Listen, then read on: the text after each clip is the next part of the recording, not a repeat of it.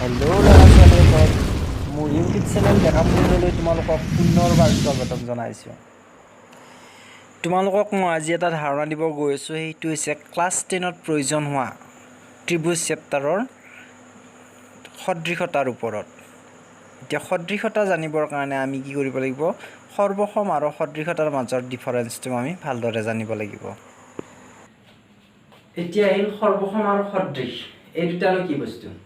এতিয়া কি হয়, বহুত ধ্যান হয়, যিবোৰ ছবি এটাৰ ওপৰত আনটো দিলে সম্পূৰ্ণভাৱে মিলি যায় সেইটো হ'ব সৰ্বসম, আৰু যিবোৰ তাৰমানে দেখাত একেই নিমিলিবও পাৰে সেইবোৰ হ'ব সদৃশ।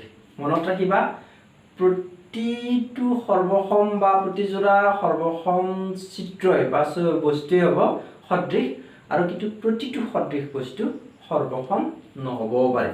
এতিয়া তোমালোকে ভাবিছা সদৃশ আৰু সৰ্বসম কেনেকুৱা ধৰণৰ? এতিয়া তোমালোকে যদি দুটা বৃত্ত লোৱা, একে ব্যাসাৰ্ধৰ দুটা বৃত্ত আঁকি পেলাই এটাৰ ওপৰত যদি আনটো চাপি দিয়া, তেতিয়াহ'লে চাৰিওফালৰ পৰা মিলি যাব। কিন্তু বেলেগ বেলেগ ব্যাসাৰ্ধৰ যদি দুটা বৃত্ত লৈ লোৱা, তেতিয়াহ'লে দেখা থাকে কিন্তু সিহঁত মিলি যাব জানো?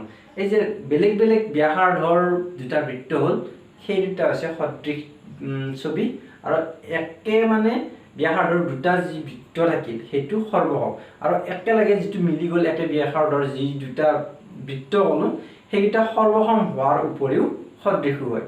এইখিনিৰ পৰা আমি এটা কথা আমি গম পালোঁ এই অলপমান ভিডিঅ'টোতে, যে সকলোবোৰ সদৃশ চিত্ৰই সৰ্বসম নহ'বও পাৰে, কিন্তু প্ৰতিটো মানে সৰ্বসম চিত্ৰই সদৃশ হয়। এইখিনিয়ে তোমালোকে আজিৰ কাৰণে জানি থৈ দিয়া। নেক্সট ভিডিঅ'টোত তোমালোকৰ ত্ৰিভুজৰ যিমানবোৰ সদৃশতাৰ অংক আছে সেইবোৰ কৰি দিম। বহুত দিনৰ মূৰত আহিছোঁ, পাৰিলে যদি বিশেষ সুবিধা নহয় মই বাকীখিনি এইকেইদিনৰ ভিতৰত কৰি দিম।